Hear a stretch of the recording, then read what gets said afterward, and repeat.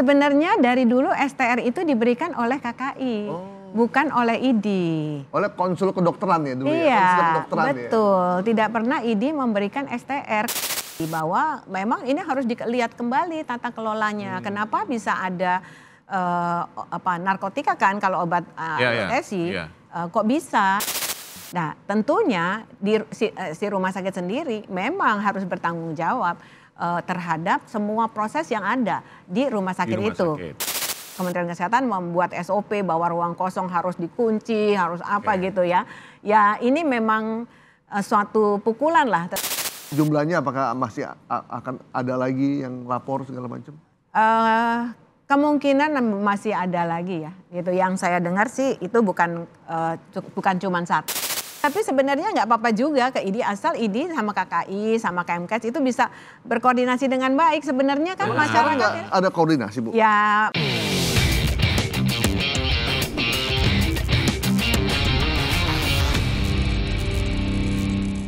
Assalamualaikum, apa kabar teman-teman semua? Kembali lagi di podcast paling fenomenal di Indonesia, Bikin Terang.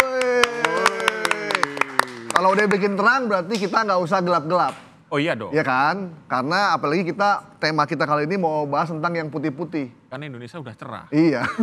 Ya Bu ya? Iya. Yang gelap kalian aja gitu. Kata Pak Luhut, bukan kata saya gitu. Nah, karena kita hari ini ngebahas yang terang karena temanya ini tema tentang dokter yang bajunya putih kan? Iya. Nah, kebetulan kita kedatangan tamu, dia seorang dokter meskipun dokter gigi. Dan gigi kan putih juga kan? Betul. Saya tidak sendirian, saya Gayam Sigit didampingi oleh Mas Bung Purwanto, Pemret dari Sindo News. Dan tamu kita kali ini adalah dokter gigi Ariyanti Anaya.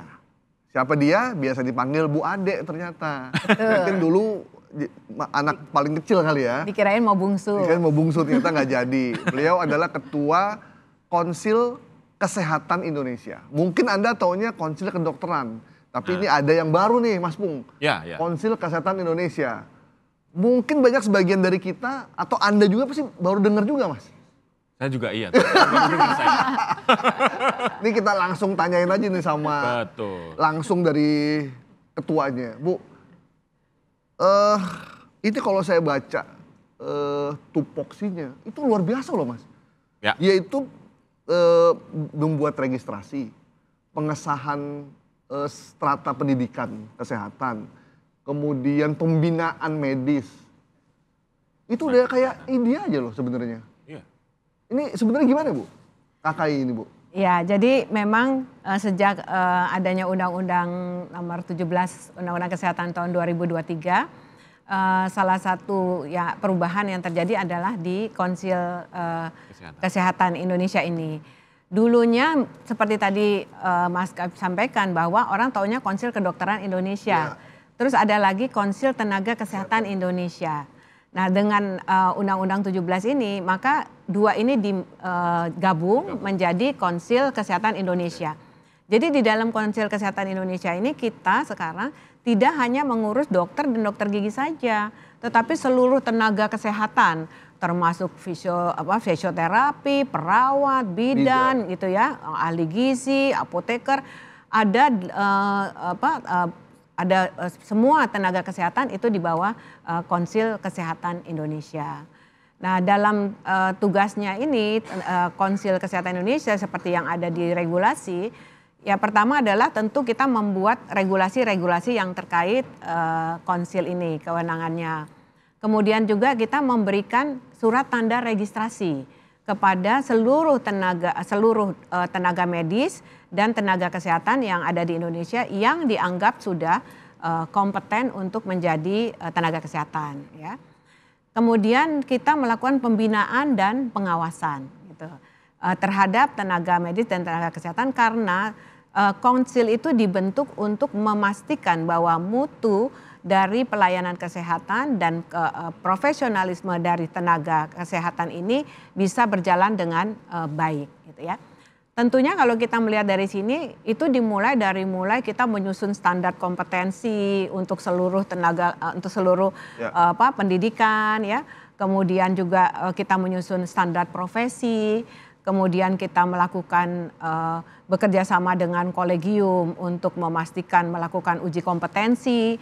Nah, sehingga nantinya tentunya diharapkan tenaga-tenaga kesehatan ini begitu mereka mendapatkan STR, mereka kemudian juga layak untuk mendapatkan untuk bisa berpraktek seperti itu. Jadi anggotanya berapa Bu? Dan KKI itu bertanggung jawab kepada siapa Bu? KKI itu bertanggung jawab kepada Presiden melalui Menteri. Melalui Menteri Kesehatan? Iya, Menteri Kesehatan. Okay. Nah, di dalam struktur kami dibantu oleh Majelis Disiplin Profesi. Jadi ketika ada masalah hukum, maka ada Majelis Disiplin Profesi yang akan membantu kita. Dan juga kita dibantu oleh alat pembantu kita adalah kolegium. Jadi ada ahli cabang ilmu, ada 81 cabang ilmu yang ada di bawah kita. Iya, dokter spesialis jantung, saraf, apa semuanya ada di situ. Gitu. Berarti anggotanya berapa Bu totalnya Bu? Totalnya kita ada 120-an. 120? Iya, di situ. Berarti registrasi dokter segala macam udah bukan ID lagi, langsung KKI sekarang? Registrasi di KKI. Di KKI. Iya, baik itu WNI atau WNA, ya kan sekarang dokter asing kan juga banyak tuh. Nah, itu juga semuanya di KKI. Kalau dokter mau mendapatkan izin untuk mereka melakukan pendidikan PPDS, itu STR sebagai pendidikan itu juga di KKI. Jadi ID fungsinya apa Bu? Kalau dulu kan kita urusan dokter ID, kesehatan ID. Nah sekarang gimana Bu? Sebenarnya dari dulu STR itu diberikan oleh KKI, bukan oleh ID. Oleh konsul kedokteran ya dulu ya? Iya, Konsul kedokteran betul. Ya? Tidak pernah ID memberikan STR, karena STR itu adalah produk pemerintah ya gitu loh. Sementara ID organisasi profesi. Organisasi profesi. Nah itu yang mungkin perlu diperjelas gitu ya. Gitu. Tapi waktu itu ID mengeluarkan rekomendasi. Betul. Bahwa yang ini dapat STR atau tidak gitu? Ya.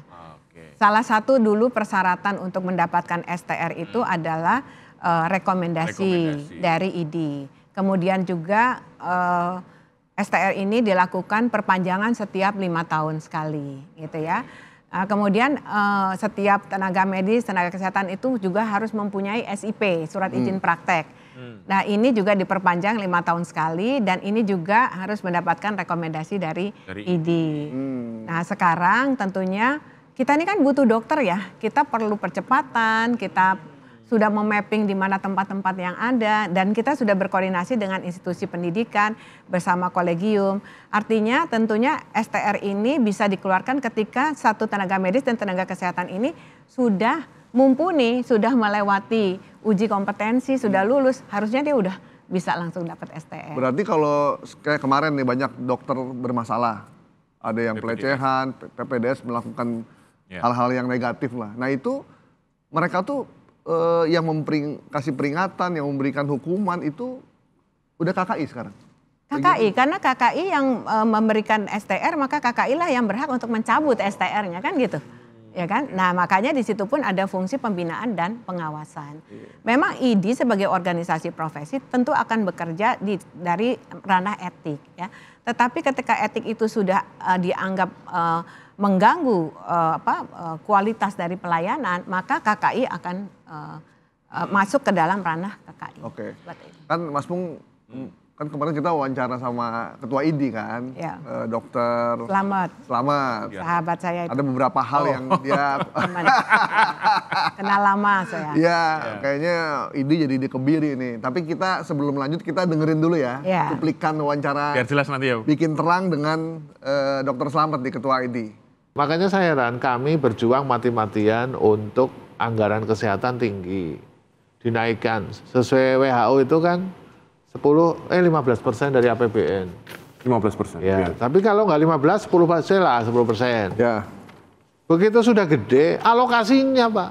Buat apa? Alkes misalnya, kan repot. Harusnya kan untuk SDM, sama untuk program. Alkes tadi berapa Dok? 67? Nggak tahu, saya nggak tahu. Spesialis kewenangannya apa aja, itu semua ada. Kemudian ada SOP, Begitu dokter sudah meriksa tempatnya di mana, siapa yang mendampingi, menulis resep, resepnya sudah lengkap belum, umur, berat badan, dan lain-lain. Yang membawa resep ke apotek siapa, itu ada semua itu. Kemudian yang ngambil obat siapa, itu ada semua. Itu namanya tata kelola rumah sakit. Makanya rumah sakit ada akreditasi rumah sakit. Ini menurut saya ada keteledoran, mungkin tata kelolanya kurang baik. Padahal itu rumah sakit vertikal loh. Rumah sakit di bawah Kementerian Kesehatan. Iya. Hebat kan? Di bawah Kementerian Kesehatan tipe Itu A. rujukan sebandung raya itu. Iya. Tipe A kan? Iya, Saya dengan kebetulan kejadian kuliah di Bandung, Dengan- jadi ya RSHS tuh kayak top notch-nya rumah sakit. Iya. Dengan kejadian seperti ini, masyarakat jadi tidak percaya. Artinya bisa, mohon maaf, tanda kutip, oh rumah sakit ini aman gak sih bagi masyarakat kan itu. Apalagi kejadiannya lebih dari sekali, 2 kali. 2 kali katanya. Iya, mungkin lebih juga, nggak tahu kan. Itu kalau tipe A itu berarti langsung Misalnya tidak viral, Iya. terbuka nggak? Oh enggak. Iya. terbuka. Enggak kebuka. Nggak kebuka gitu loh. Artinya apa? Ini momentum viral itu dibuat untuk rumah sakit harus bertanggung jawab. Pasal 193 Undang-Undang Kesehatan itu rumah sakit bertanggung jawab terhadap semua kerugian yang diakibatkan oleh SDM yang ada di rumah sakit. Jadi bisa Rumah sakit yang bertanggung jawab. bisa minta ganti rugi. Oh bisa. Perdata dong, Dok. Bisa. Kalau tipe A seperti RSHS itu kan berarti langsung di binaan Kementerian Kesehatan. Langsung. Direkturnya juga yang nunjuk Menteri Kesehatan. Kita minta tanggapan dari Bu Ade nih. Yang terakhir dulu tuh soal yang kasus PPDS kemarin, bahwa Dr. Slamet bilang dokternya iya salah, tapi rumah sakitnya juga mesti bertanggung jawab.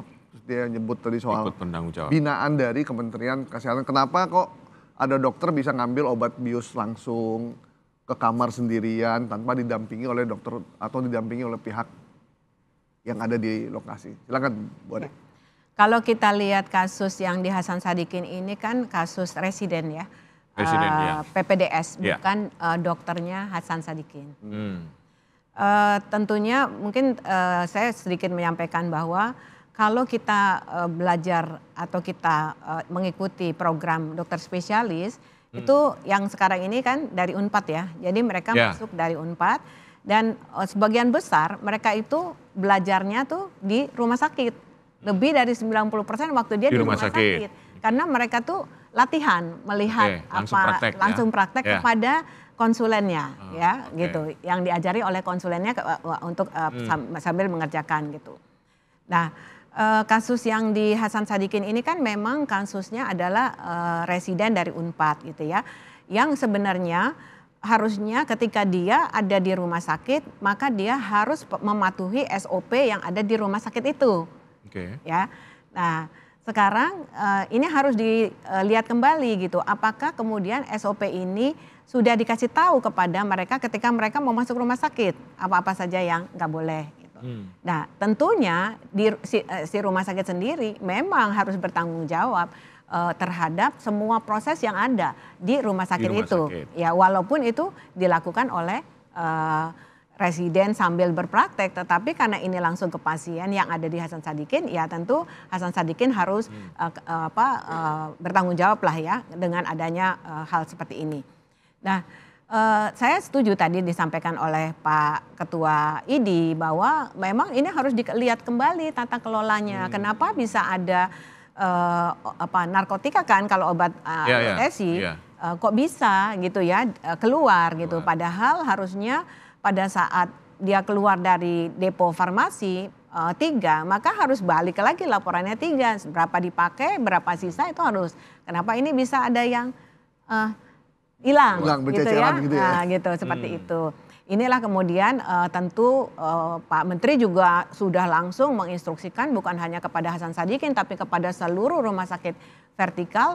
Untuk melakukan perbaikan tata kelola terhadap hal tersebut dan bahkan Pak Menteri itu menghentikan sementara program anestesi PPDS anestesi di Rumah Sakit Hasan Sadikin untuk mereka memperbaiki dulu tata kelolanya dan melakukan investigasi dengan baik kenapa hal ini bisa terjadi.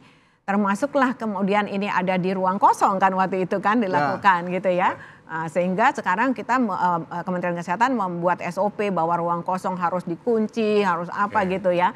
Ya ini memang suatu pukulan lah, tetapi tentunya kita juga harus memberikan apresiasi respon cepat dari Kementerian Kesehatan untuk memberikan langkah-langkah mitigasi preventif agar kasus ini tidak terjadi lagi. Nah, kalau dalam hal perbaikan tata kelola itu perannya KKI gimana, Bu? KKI kan tentunya lebih ke arah terhadap kompetensi dokternya, ya. Kalau terhadap vaskesnya itu adalah kewenangan dari tugasnya dari Kementerian Kesehatan bersama Dinas Kesehatan setempat. Gitu. Jadi, tetapi kita tentunya di dalam KKI itu ada kolegium yang akan mengawasi perilaku si dokternya, si residennya, gitu seperti itu. Termasuk konsulennya itu, DP? Termasuk konsulennya tentunya. Kan itu di bawah ininya kan? Iya. Hanya rezimnya KKI. Betul. Ya kan karena konsulennya juga punya STR juga. Ini pun juga menjadi. Sekalian update kasus yang TPNS. Itu gimana, Bu? Yang terbaru, berita terbarunya seperti apa, Bu? Baik korbannya, terus pelakunya, dan segala Dokternya. macamnya. Dokternya itu. Yang terakhir kan memang ini sudah masuk ke ranah pidana, ya. Karena ternyata memang di situ ada unsur pidana.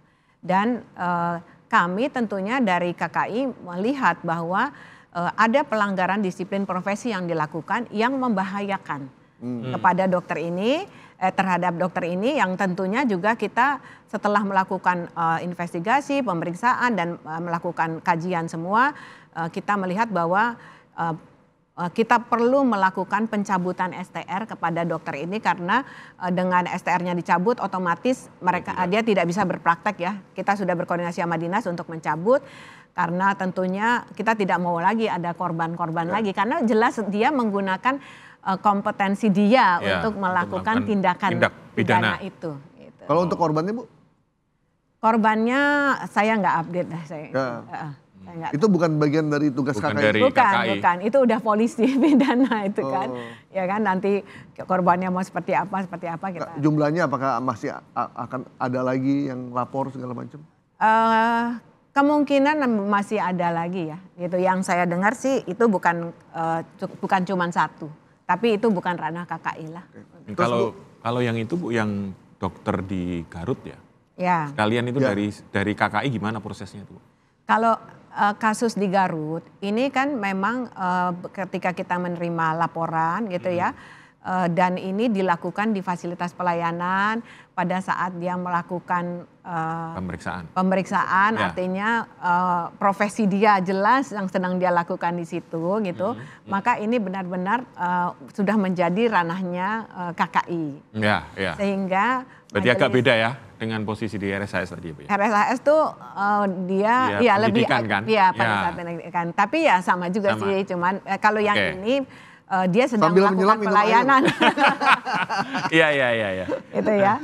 Nah, kemudian kami dari Majelis Disiplin Profesi melakukan investigasi ke Bandung, ke Garut waktu itu. Tim kami, sudah langsung ya? Sudah langsung ditindaklanjuti. Kita melakukan investigasi berapa korbannya, kemudian juga dokternya, vaskesnya, semua kita cek. Hasilnya ya memang ini ada unsur ada penyimpangan dan juga unsur pidana gitu loh. Maka sudah dimasukkan juga ke pihak yang berwajib dan diteruskan karena pidana ya? Ya, kalau dia memang kasusnya bukan hanya sekedar disiplin profesi, maka kita harus menyerahkan ke pihak berwajib. Tetapi kalau ini sebatas disiplin profesi, maka itu akan ditindaklanjutkan di kita. Ranah etik ya? Sebenarnya etik itu di ID ya, di organisasi profesi. Tetapi kalau etik itu kemudian sudah dilihat mengganggu pelayanan, maka dia akan masuk ke dalam disiplin profesi yang harus ditindaklanjuti oleh KKI. Jadi sekarang pasien kalau merasa dirugikan ke ID atau ke KKI nih, Bu? Ke KKI dong. Oh, ke KKI ya. Langsung lapor ya, Bu ya? Iya. Ya tapi sebenarnya nggak apa-apa juga ke ID asal ID sama KKI sama Kemkes itu bisa berkoordinasi dengan baik. Sebenarnya kan masyarakat ada koordinasi, Bu? Ya mungkin perlu ditingkatkan saja. Dengan kasus seperti ini sebenarnya kita harus menjadi lebih apa ya, dewasa bahwa kita bekerja ini untuk masyarakat gitu ya. Kalau kasus ini banyak terungkap begini kan juga ini bagian dari efek jera ya yang harusnya diterima oleh para dokter. Nggak main-main loh kalau kamu kayak gini, benar-benar loh gitu ya, ininya apa kasusnya. Dan menurut saya bukan cuma ID aja. Di KKI ini kita bekerja sama juga dengan Dinas Kesehatan. Majelis Disiplin Profesi ini berkoordinasi dengan seluruh Dinas Kesehatan provinsi dan kabupaten kota. Karena itu yang paling dekat kan. Langsung ya? Iya, kalau ada kasus masa iya dia mesti ke KKI ke pusat ke Jakarta. Nah dari daerah itu kemudian melaporkan, kita akan turun gitu ya, seperti itu. Bu, ada kesan di masyarakat ini ya. Sekarang ini setelah ada undang-undang kesehatan yang ombudsman ini, itu hubungan antara ID dengan pemerintah, khususnya Kemenkes itu kurang akur gitu Bu.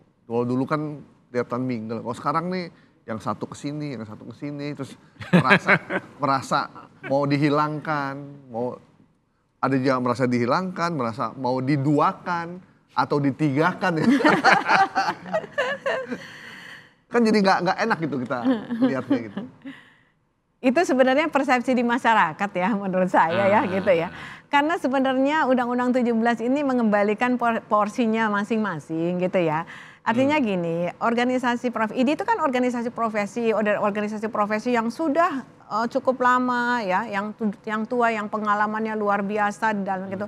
Dan tentunya kita juga nggak bisa menafsirkan gitu ya, bahwa ini punya peran yang cukup banyak selama ini gitu kan.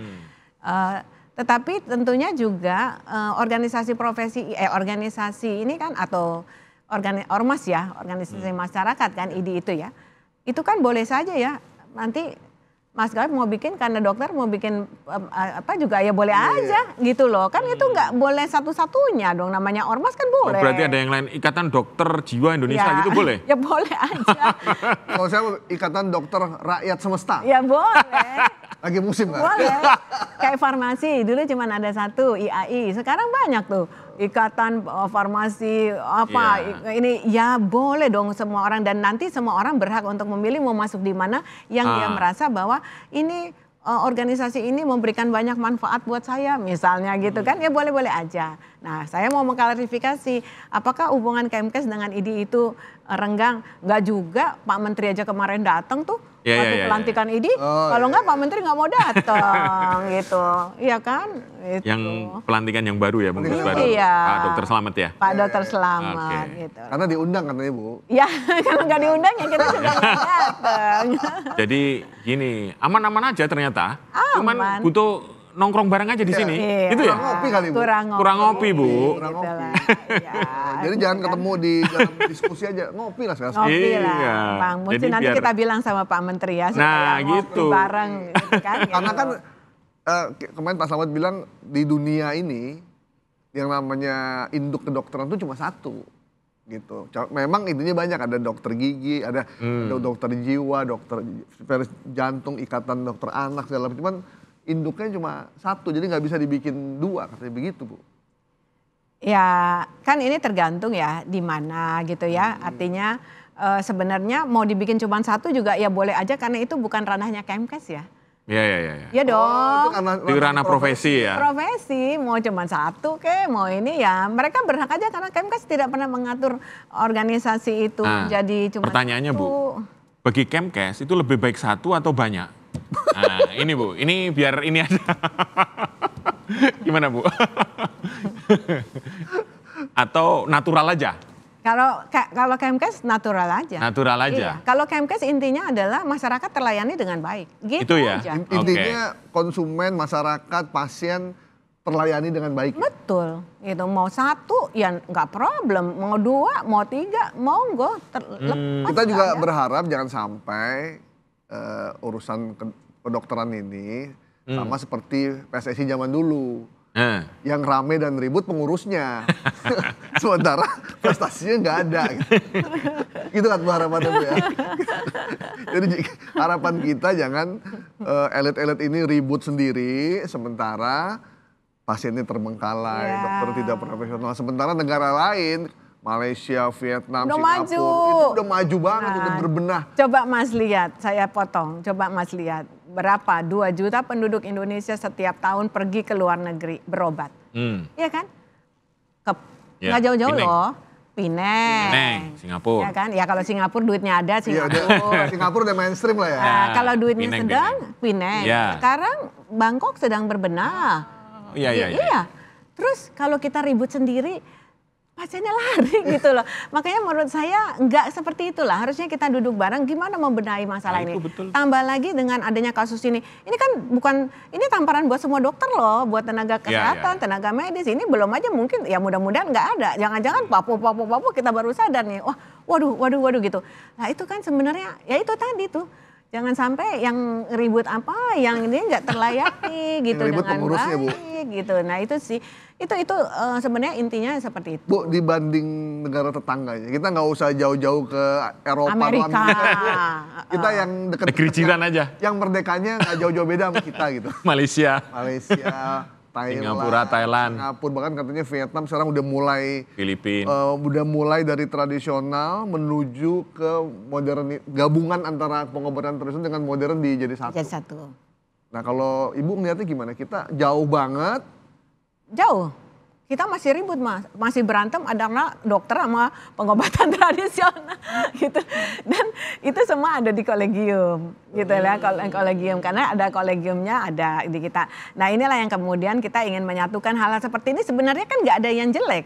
Tetapi sebenarnya kalau ini jadikan satu, ini kan akan menjadi lebih bagus gimana ada share kompetensi kah, ada ini kah gitu kan antara para dokter. Let's say ya misalnya Pak Menteri itu selalu menanya, dokter di daerah dia nggak boleh melakukan, dia dibatasin itunya, kompetensinya. Nggak boleh ini, nggak boleh itu, nggak boleh ini gitu ya. Padahal di daerah itu nggak ada dokter bedah. Di daerah itu nggak ada objin, padahal itu perlu USG gitu kan. Nah dulu nggak boleh dipegang, sekarang ditambahin kita secara kompetensi mereka boleh melakukan USG. Disediakan sama Pak Menteri USG di puskesmas untuk deteksi dini terhadap janin yang ada kelainan sehingga cepat dirujuk. Atau ternyata USG-nya juga bisa mendeteksi CA, ya kan? Walaupun dia tidak mendiagnosa secara ini, tetapi secara screening dia bisa tahu, itu kan bisa langsung dirujuk gitu loh. Kalau nungguin objin ada di puskesmas kan ya nggak mungkin toh. Iya. Ya kan? Gitu loh. Nah seperti itu, ada radiologi, ada di semua ini. Nah inilah share kompetensi yang sebenarnya di luar negeri itu sudah common banget mereka melakukan. Nah inilah kemudian kita maunya semua para dokter spesialis berbesar hatilah, terutama untuk di daerah-daerah yang kekurangan dokter. Kita ini masih ada 500 puskesmas tanpa dokter. Itu bukan dokter spesialis. Kalau 7 dokter kalau 7 dokter spesialis dasar itu 40% RSUD itu kurang dokter spesialisnya dasar loh ya, dasar. Nah, terkait dengan itu kan tadi tujuannya KKI untuk menggabungkan semua perizinan dan segalanya itu yang tenaga kesehatan. Apakah sudah ada perubahan, Bu? Kan STR nanti kan kalau tidak ada pelanggaran parah ya tetap terus saja yang STR. Ya. Terus satunya yang perlu diperbarui SIP. kayak pilot ya. Harus betul. tes terbang dulu gitu. Betul. Itu gimana, Bu? Apakah lebih trafficnya itu lebih lancar lagi atau memang seperti apa, Bu, sekarang kondisinya, Bu? Jadi sekarang itu ya di Undang-Undang 17 ini perubahannya pertama adalah kita mendapat STR itu seumur hidup. Itu ya. Oke. Nah dengan STR seumur hidup dia PRD tuh hanya setiap 5 tahun tuh perpanjang SIP. Ya. Oke. Atau dokter yang baru mau minta SIP gitu ya di satu daerah. Nah kalau dulu itu kan harus ada rekomendasi. Dari apakah pihak lain ya? Pihak lain gitu ya. Apakah ini boleh nih saya mau masuk Bandung nih gitu, mau masuk Tasik gitu ya. Mesti gitu tuh. Kalau sekarang Kemkes itu udah punya peta seluruh kabupaten kota. Ya. Dan sudah ada perhitungan berapa jumlah dokter yang dibutuhkan situ. Let's say misalnya di sana tuh masih membutuhkan objin ada 5, anestesi ada 5 misalnya. dia baru ada objin 3 gitu ya. Begitu ada objin masuk, daftar, minta SIP di daerah itu, selama kuota itu belum terisi, ya otomatis dia langsung dapat. Selama tidak ada rekomendasi dia blacklist ada masalah, selama kuotanya ada, ya dia langsung dapat gitu loh. Nah ini kan mempercepat ya untuk pendistribusian. Dan juga para dokter-dokter yang spesialis yang baru ini, dia bisa lihat petanya nantinya tuh, kita buat tuh dia bisa lihat petanya, jadi dia tahu nih. Jangan ngotot di daerah yang penuh, itu tuh sana tuh masih kosong. NTT misalnya kurang dokter jantung. Dokter jantung, ya kurang, ke situ gitu. Oke, jadi mengurangi antrian ya Bu ya? Betul. Prinsipnya ya Bu? Iya. Sama penyebaran? Penyebarannya. Dan mempercepatlah proses izin-izin supaya ini udah ditunggu masyarakat. Betul. Gitu loh. Jangan sampai nanti karena antriannya panjang, di sana udah membutuhkan dokter, nggak ada dokternya. Karena masih antrian perizinan. Iya, nah, administrasi. Gitu. Iya. Bu, ini kan salah satu tugas dari KKI itu kan tadi tuh pengesahan standar pendidikan. Ya, standar kompetensi. Ada kompetensi ya. Ya. Terus kalau yang misalkan penutupan fakultas kedokteran anestesi itu wewenang KKI atau wewenang Kemenkes, Bu? Enggak, kalau fakultas kedokteran itu, kalau fakultas kedokteran itu ada 2 ya sekarang. Ada university base, ada hospital base ya. Oh. Kalau university base itu adalah wewenangnya Dikti. Oke. Kalau hospital base itu adalah wewenangnya Kementerian Kesehatan gitu. Jadi kalau ada masalah satu prodi ternyata dianggapnya tidak baik gitu ya, seperti yang di Hasan Sadikin ada kasus. Itu wewenang Dikti untuk bisa mereview kembali pendidikan spesialis anestesi itu. Tetapi Kemkes, karena Kemkes yang punya rumah sakit, Kemkes nggak mau dong itu terjadi di rumah sakitnya. Dan itu belajar di rumah sakit, stop dulu, jangan belajar dulu, jangan ke rumah sakit saya dulu. Saya mau benahin dulu tata kelolanya di rumah sakit supaya rapi. Ada apa, masalahnya apa. Sekarang tuh sampai di rumah sakit vertikal semua dipasangin itu CCTV di setiap sudut.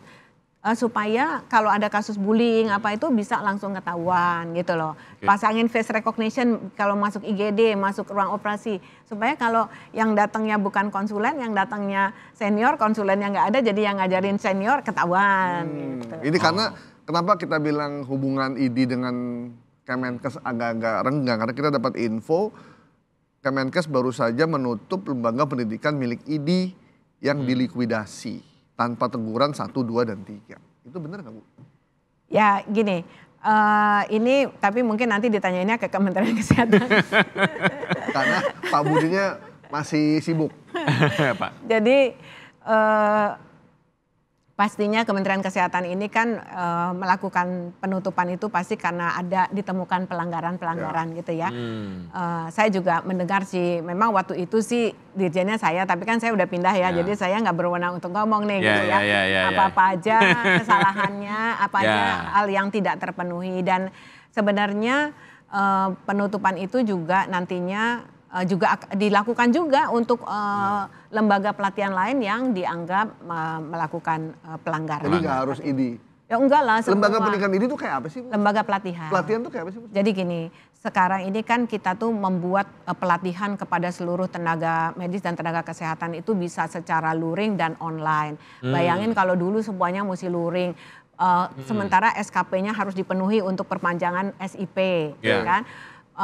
Si perawat yang di gunung tuh yang kerja terus gitu ya, yang ada dia mesti ke sini pelatihan di tempat, pelatihan di Jogja. Padahal di sana dia ditunggu sama pasien. Duitnya juga berapa, ini berapa. Maka Kementerian Kesehatan membuat yang namanya pelataran sehat, tempat pelatihan itu bisa mereka mendapatkan memenuhi SKP itu secara online. Ada yang gratis, ada yang berbayar. Nah, siapa yang bisa melakukan pelatihan itu adalah lembaga yang sudah terakreditasi. Nggak boleh semua juga, gitu loh.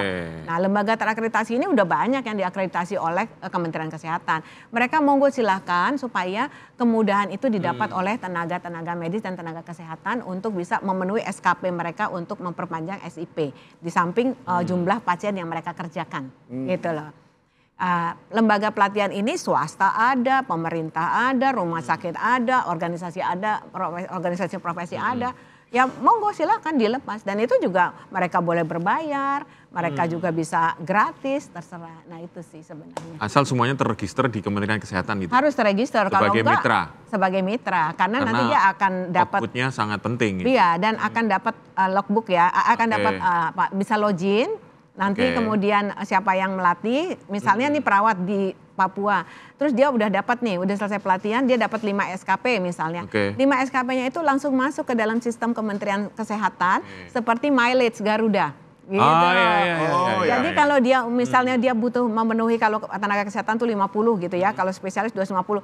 Si dokter tuh bisa lihat lah, aku udah mau 5 tahun ya, masih kurang, masih 200 nih. Jadi dia ikut pelatihan. Ikut pelatihan gitu. untuk meningkatkan itu tadi ya. Betul. Bu, kapan kira-kira kita kedokteran kita, pelayanan itu bisa maju, berkembang, warga kita tidak perlu 2 juta orang ke luar negeri untuk berobat, tapi dia percaya dengan rumah sakitnya sendiri, dengan dokternya sendiri. Ya. Jadi tentunya kita harus patuh ya, memenuhi semua disiplin profesi yang ada gitu ya. Contohnya adalah bagaimana kita bisa memberikan pelayanan yang baik kepada pasien. Saya tanya nih sama teman saya, saya tanya kenapa sih kamu kok pergi ke luar negeri gitu ya. Apa emang dokter Indonesia tuh kurang pinter? Enggak, dokter Indonesia tuh diakui kok di dunia gitu loh. Dia bilang gini, Bu, kalau di Indonesia Bu, saya kalau nunggu dokternya lama, begitu ketemu pasien sebentar udah selesai. Kalau di luar negeri saya nunggunya sebentar karena antriannya jelas gitu, tapi ketemu dokternya lama. Yes, ngobrolnya bisa lama sama dokter. Konsultasinya bisa lama gitu loh. Nah ini adalah salah satu bagian dari ketidakpuasan pasien gitu loh.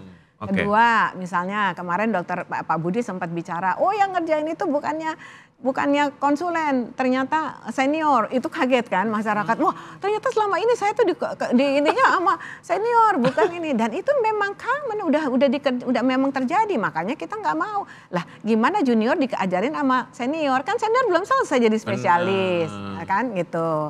Nah ini belum boleh juga, ya? Belum boleh dilepas, dia harus tetap di dalam pemantauannya konsulen gitu loh. Tapi konsulennya sibuk kemana-mana gitu kan.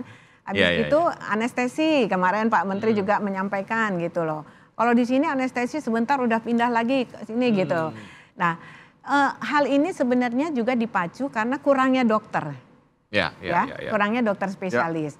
Oleh karena itu maka kita juga bekerja sama dengan Dikti untuk mempercepat proses pembukaan lagi prodi-prodi spesialis supaya kita bisa lebih cepat untuk menghasilkan dokter-dokter spesialis. Kan kalau lebih banyak tentunya satu dokter spesialis nggak usah sampai kerjanya tadi tuh ya bisa sampai berapa puluh jam per jam, abis ini pindah ke sana gini kan pasiennya kan gitu. Nah pelayanan itu yang dilakukan karena kalau fasilitasnya ya menurut saya di Indonesia ini sekarang juga kan udah banyak yang diperbagusin gitu ya, udah diperbarui, alat-alat juga sudah oke. Bu, ada kemarin yang dikeluhkan oleh Pak Slamet itu soal lulusan dokter luar negeri, S1-nya di sini, S2-nya di mana gitu ya, di Malaysia. Eropa, Amerika. Begitu nyampe di Turki misalnya, begitu nyampe sini dia belum bisa praktek.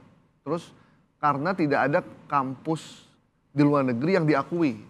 Kampus kedokteran luar negeri yang diakui. Sementara di luar negeri kayak di Malaysia itu mengakui UI, mengakui Undip, Unpad segala macam itu gimana Bu? Memang begitu atau ada penjelasan yang lain?